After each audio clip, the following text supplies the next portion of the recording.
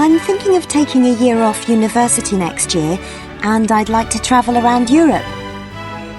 First, you have some time to look at questions 1 to 7.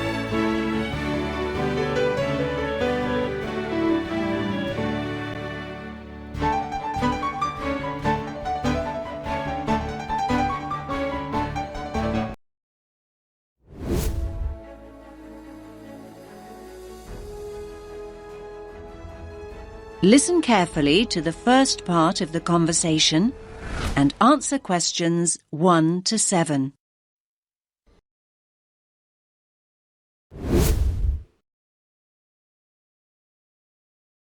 Good morning.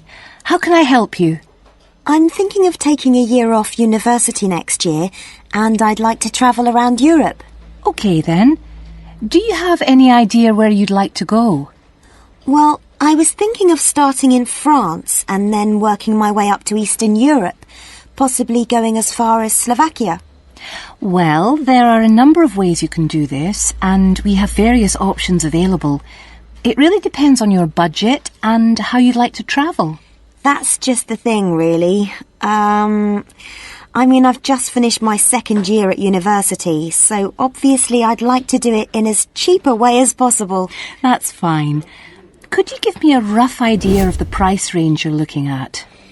Realistically speaking, I'm hoping to pay between about £700 and £900. I could stretch to £1,100, but that's really my limit. How long are you thinking of going for? About 10 months. To be honest, you'd be better off travelling for about 7 months, if that's your budget. OK, that's not too bad. So, how would you suggest I travel? Well, because of the time limit, I don't think walking is a viable option. Of course, in this day and age, the most convenient way to get around is by flying, particularly if you've got quite a bit you want to see in a short space of time. Saying that, I still think the best way to get around Europe is by train. As a student, you can also get a student rail card, which means cheaper fares. That sounds brilliant. How do I go about getting a rail card? Well, if you decide that's what you want to do, then we can organise that all for you. You'll need to fill in a form and provide us with 2 passport photos, and we'll do the rest. It costs about £36 plus about £10 administration costs. Great. That's really not expensive at all. And what about buses? I was just thinking if I decide to go to places which are a bit more remote.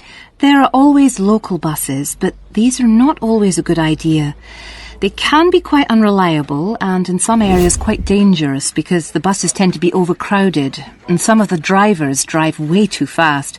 So I would suggest you don't do this. That sounds quite frightening. So what are my options then? You could hire a car, but it can be expensive.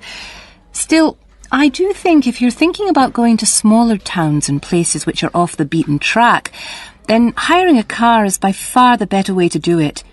You can also look at sharing the costs by hiring a car with someone else. That's a good idea. I guess I could put a message on the internet. You could do that, but don't forget that you meet people when you're travelling, and you'll probably find someone who's going to the same place as you are. That's true. I want to stay in youth hostels, so I'm sure I'll find people who are interested in going to the same places. Oh, one last thing. What about taxis? I was thinking about if I go out at night. I use taxis all the time here. But taxis abroad are a different story. In certain countries, they're no problem, but by and large, taxi fares are high. Oh. If you do go out at night, try walking home, but make sure you don't do this alone. Try and find people to go out with at night or come home at a reasonable time. But if you're staying in youth hostels, you should find plenty of young people to go out with at night. I'm sure I will.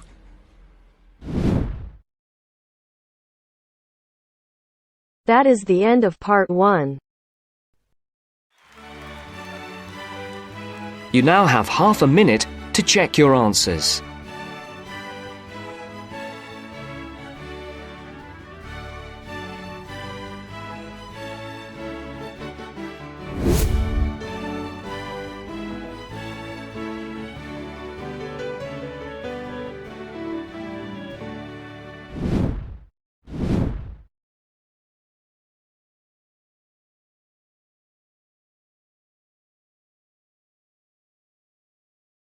Thank you. Now we're done with the first part. Moving on to the second section. You'll hear a conversation between Alan and Gianna, the office counsellor of a company. First, you have some time to read questions 1 to 6.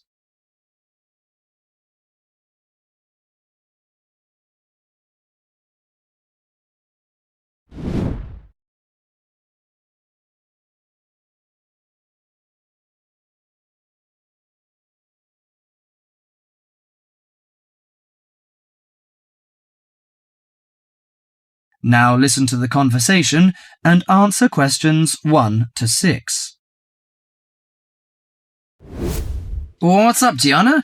You look like you're in bad shape. Yes, maybe I'll get sick leave from the boss and finally catch up on some sleep. I've barely eaten and slept in days. Those are warning signs of occupational stress. How are things at work? Terrible. After all the layoffs lately, the workload is totally overwhelming for everyone that's left. So I spend every waking moment in the office. I'm kept busy all the time. So you need to take a few minutes break every so often to clear and refresh your mind. But my boss will complain I'm not hard-working. She's so capricious that you can't predict her reaction sometimes. Maybe your boss just doesn't have a clue about how much you're really doing. Keep her updated on your achievements and projects. Also insist that she prioritize everything so you can manage your time better. That's right. I suppose that would help me regain some sense of control, but I'm afraid that she'll take that as a sign of laziness and give me the axe. So take the initiative and hit the job hunting trail now. You'll be surprised at how many opportunities are out there. Well, that's encouraging. Anyway, you should cheer up and get rid of the situation.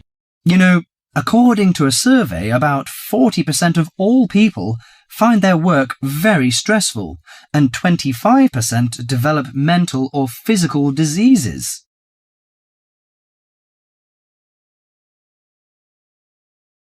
Before you hear the rest of the conversation, you have some time to look at questions 7 to 10.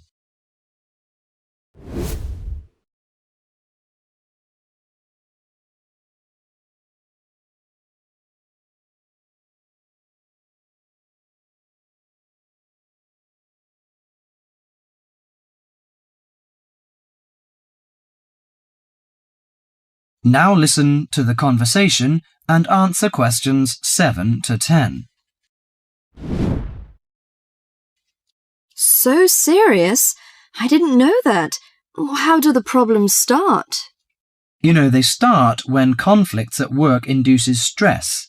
Your body reacts by flooding the bloodstream with hormones that tense up your muscles and increase your blood pressure. This is meant to save you in a fight or flight situation, but leads to a host of illnesses, ranging from insomnia and headaches to heart attacks, when it occurs regularly over an extended period of time. What should I do to prevent such things happening? Well, most occupational stress is attributed to a recognized lack of control. You should act in advance to relieve the problems. For example, you should actively pursue career opportunities rather than quietly worry about getting fired. Of course, you can't control everything, so you need to help your mind and body cope. Keep a journal to release your frustrations, take short walks to calm down, or if necessary, simply take a mental health day.